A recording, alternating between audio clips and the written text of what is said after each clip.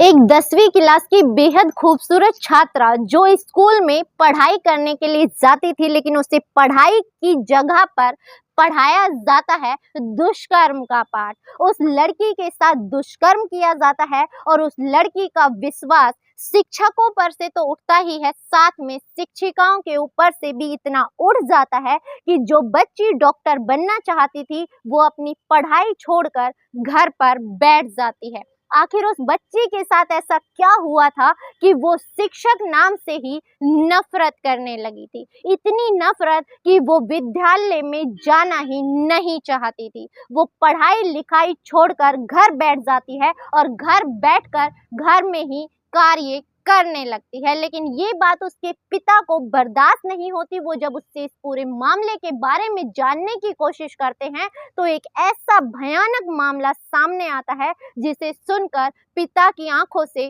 आंसू नहीं थमते और पिता फिर जो कदम उठाते हैं उस कदम के बाद उसकी गूंज पूरे प्रदेश में इस तरह से फैलती है कि शिक्षा के मंदिर पर भी सवाल उठ जाते हैं।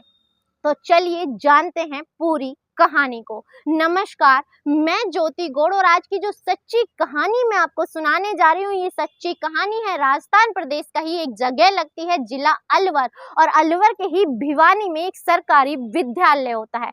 यहाँ पर एक छात्रा है जो 10वीं क्लास की छात्रा है, जिसके पिता एक ट्रक ड्राइवर है। जो इसकी माता है वो ना बोल सकती है ना ही कुछ सुन सकती है, सिवाय अपनी बेटी को देख सकती है।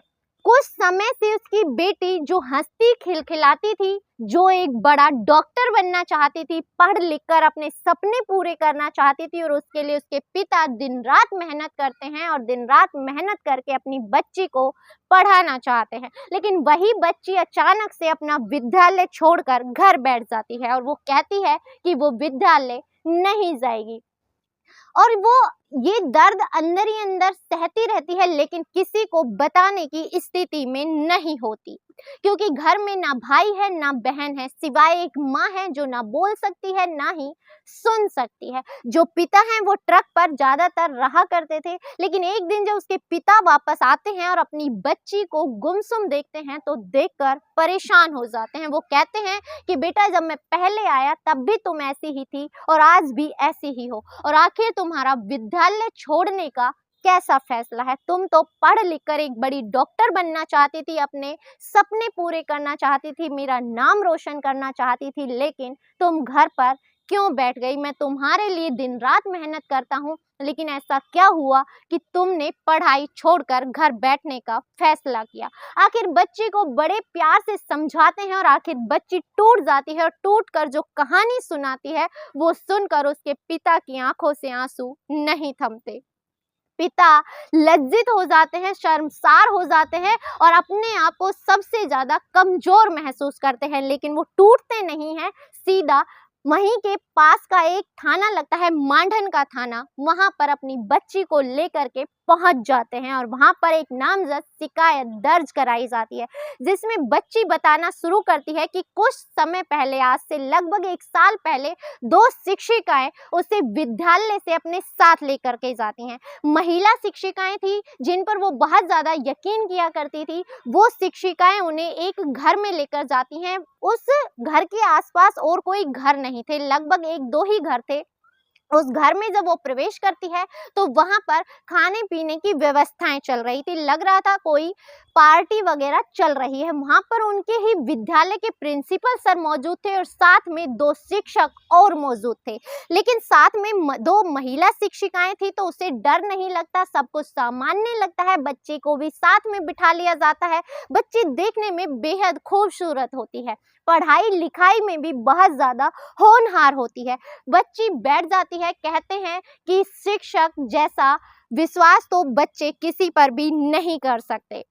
गुरु से बड़ा तो इस दुनिया में भगवान को भी दर्जा नहीं दिया गया है।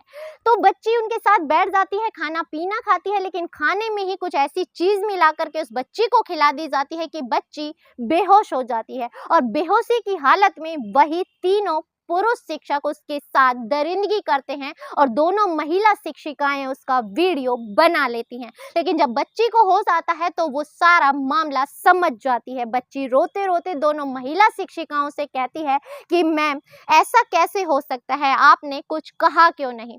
महिला शिक्षिकाएं समझाती हैं कि बेटा, ये जो तुम्हारे साथ हुआ इसके बारे में किसी को कुछ नहीं बताना। तुम्हारे घर की स्थिति सही नहीं है, तुम्हारी माँ ना बोल सकती है ना सुन सकती है, तुम्हारे पिता मामूली से ट्रक ड्राइवर हैं, तुम्हारी आगे की पढ़ाई भी वो नहीं करवा पाएंगे। हम तुम्हारी आगे की पूरी पढ़ाई लिखाई का खर्चा उठाएंगे, लेकिन अगर तुमने इस बारे में किसी को बताया तो तुम्हारे लिए अच्छा नहीं होगा। वहीं प्रिंसिपल सर उसे डराते हैं कि तुमने अगर ये बात किसी को बताई तो मुझसे बुरा नहीं होगा। मेरा भाई जो है वो मंत्री है, तुम्हें और तुम्हारे पिता को नहीं छोड़ेगा, तुम्हें पूरी तरह से बर्बाद कर देगा। तुम्हारी माँ तो किसी लायक नहीं है, पिता को भी मार दिया जाएगा। बच्ची डर जाती है, सहम जाती है और किसी से कुछ नहीं कहती। ना घर में भाई थे, ना बहन थे, ना रिश्तेदार, ना ही उसका कोई ऐसा दोस्त था जिससे वो अपना दिल का दर्द बयां कर सकती थी। अब लगातार वो विद्यालय जाती थी, लेकिन उसे पढ़ाया नहीं जाता था, बल्कि पढ़ाई के साथ उसके साथ ऐसा कृत्य किया जाता था जिससे उसे घिन होने लगी।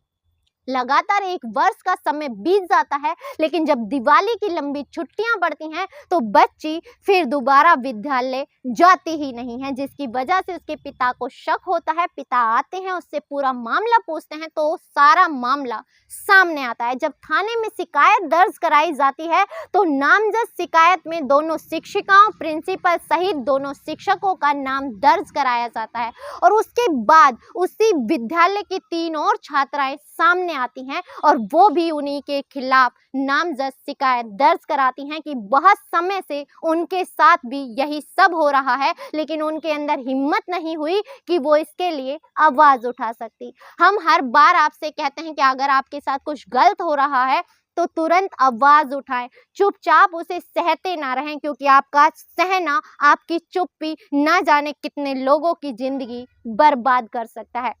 शिक्षा, जहाँ पर विद्यालय होता है उसे शिक्षा का मंदिर कहा जाता है। ऐसी जगह पर तो स्वयं भगवान निवास करते हैं, वहां से ही बच्चा हर एक चीज के बारे में सीखता है। लेकिन ऐसी हरकतें अगर शिक्षा के मंदिर में हो रही है तो शायद इससे ज्यादा शर्मसार कुछ नहीं हो सकता। लेकिन इस वीडियो के माध्यम से सिर्फ इतना कहना चाहेंगे कि अगर किसी के साथ भी गलत हो रहा है या आसपास भी कुछ गलत हो रहा है तो आवाज उठाएं, चुप होकर के ना बैठें, क्योंकि आपकी एक चुप्पी न जाने और कितने लोगों की जिंदगी बर्बाद कर सकती है। इसी के साथ इजाजत दीजिए, मिलते हैं अगली किसी सच्ची कहानी के साथ। तब तक अपना ख्याल रखें, स्वस्थ रहें, सुरक्षित रहें। जय हिंद, जय भारत।